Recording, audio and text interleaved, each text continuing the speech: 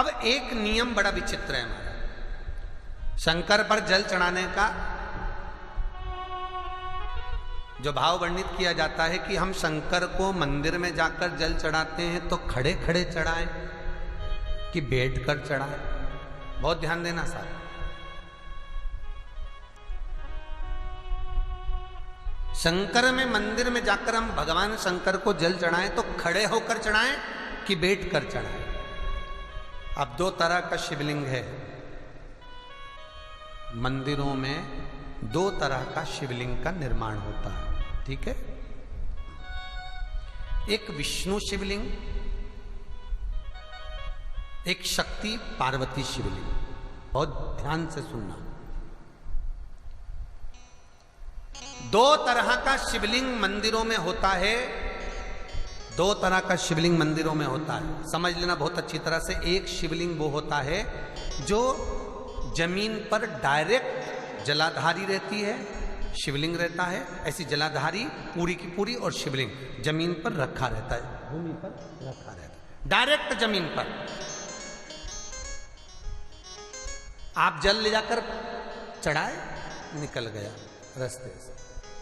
एक शिवलिंग जो जमीन पर डायरेक्ट शंकर भगवान की जलाधारी और शिवलिंग रखा रहता है, वो शक्ति शिवलिंग कहलाता है। माता पार्वती का हस्तकमल उस शिवलिंग के सम्मुख में। और दूसरा शिवलिंग एक डमरू जैसा होता है। अब वो हम उसको कैसे वर्णन, एक डमरू शिवलिंग होता है, ऐसा उसका स्टैंड होता है, ऐसा स्टैंड होता है, नीचे शिवलिंग रखने की जगह होती, फिर ऐसा होता है, फिर उसके ऊपर इस तरह शिवलिंग रखा होता है। देख, दर्शन करें आप लोगों ने।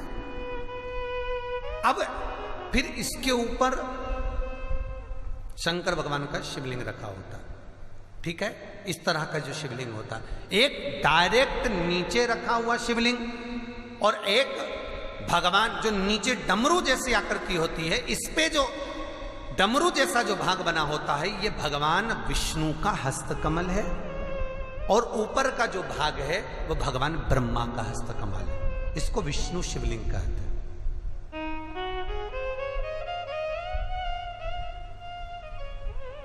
इसको हरीश्वर महादेव भी कहा जाता है। कौन सा महादेव कहते हैं?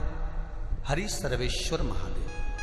हरीश्वर महादेव भी कहते हैं, हरि सर्वेश्वर भी कहते हैं। तो डमरू जैसा जो शिवलिंग का निर्माण हुआ है मंदिर में, अगर शिवलिंग ऊंचा है, शिवलिंग थोड़ी सी हाइट पर है, ऊंचाई पर है, और डमरू जैसा भाग फिर उसके ऊपर जलाधारी के बाद शिवलिंग निर्माण किया गया है, तो वो विष्णु शिवलिंग कहलाएगा, वो हरीश्वर शिवलिंग कहलाएगा, वो हरिवंश शिवलिंग कहलाएगा, हरीश्वर कहलाएगा। और जो डायरेक्ट सीधे जो रखा हुआ है, 12 ज्योतिर्लिंग के अगर आप दर्शन करेंगे तो कहीं पर भी आपको विष्णु शिवलिंग नहीं मिलेगा, केवल एक नागेश्वर को छोड़कर। कहां पर छोड़कर? जम के बोलिए। केवल एक नागेश्वर।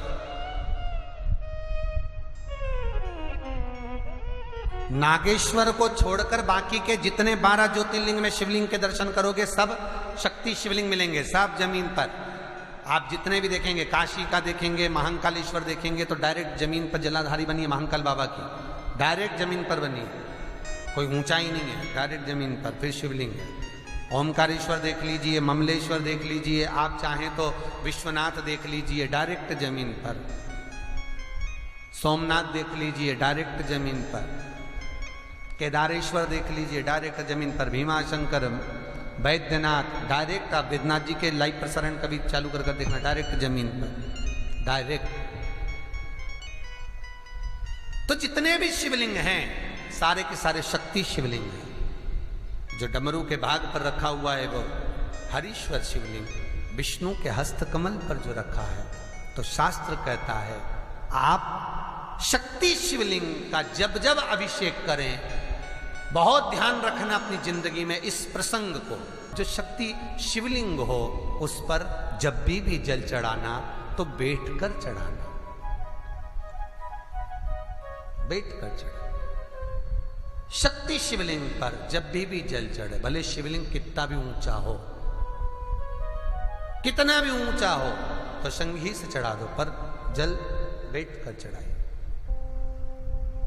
भले शिवलिंग ऊपर है, पूरा तरह से हाथ नहीं पहुंचा, जैसे सोमनाथ जी में अब शिवलिंग कितना बड़ा है, महाकालेश्वर का शिवलिंग कितना बड़ा है, तो उसको तो बैठकर स्नान नहीं करा सकते। भले शिवलिंग कितना भी ऊंचा हो, पर अगर भूमि टच है, शिवलिंग अगर भूमि टच है, शक्ति शिवलिंग है, तो भले आधा शिवलिंग नहाए, आधे पर पानी जाए, पर बैठकर ही स्नान कराया जाता है।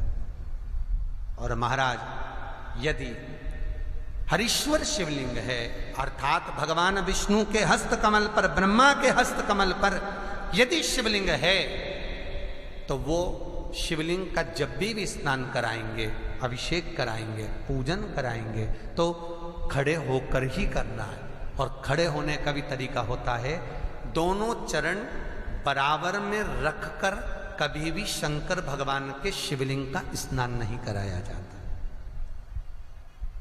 महाराज दोनों चरण बराबर रखकर, अगर हरीश्वर शिवलिंग है, किसी मंदिर में शंकर को जल चढ़ाने के लिए आप गए हो और शंकर को जल चढ़ा रहे हो, तो हरीश्वर अगर शिवलिंग है तो दोनों पांव बराबर रखकर नहीं, एक सीधा चरण थोड़ा सा आगे रखिए और उल्टा चरण थोड़ा सा पीछे रखकर भगवान शंकर का जलाभिषेक करने पर लक्ष्मी जैसे अपने चरण रहते हैं, भगवान शंकर उसी तरह से लक्ष्मी को दौड़ाते हुए अपने घर में प्रवेश कराते हैं। महाराज लक्ष्मी भागती हुई, अगर जो पुष्टि मार्ग से जुड़े होंगे, जो भगवान ठाकुर जी की सेवा करते हैं, पुष्टि मार्ग से जुड़े हों, श्रीमद् वल्लभाचार्य जी से, वल्लभ कुल बालकों से जिनका ब्रह्म संबंध हुआ है, ऐसे अगर जीव हैं, वैष्णव जीव हैं, तो वो दर्शन करते होंगे ठाकुर जी, यमुना जी और महाप्रभु जी का। तो कैसा दर्शन करेंगे?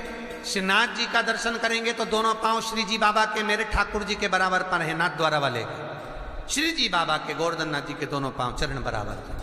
श्रीमद् वल्लभाचार्य जी का दर्शन करेंगे तो दोनों चरण बराबर के फोटो में मिलेंगे। पर यमुना जी का अगर आप दर्शन करेंगे, पटरानी यमुना जी का जब दर्शन करेंगे, तो यमुना जी का चित्र का दर्शन करेंगे, तो यमुना हमेशा एक पांव यमुना जी का आगे मिलता है। क्यों? जो वैष्णव ठाकुर का दर्शन करे, श्रीमद् वल्लभाचार्य जी के अनुसार भगवत चर्चा करे, उसके यहाँ यमुना भक्ति निरंतर प्रवेश करती जाए, इसलिए भागता हुआ चरण दौड़ता।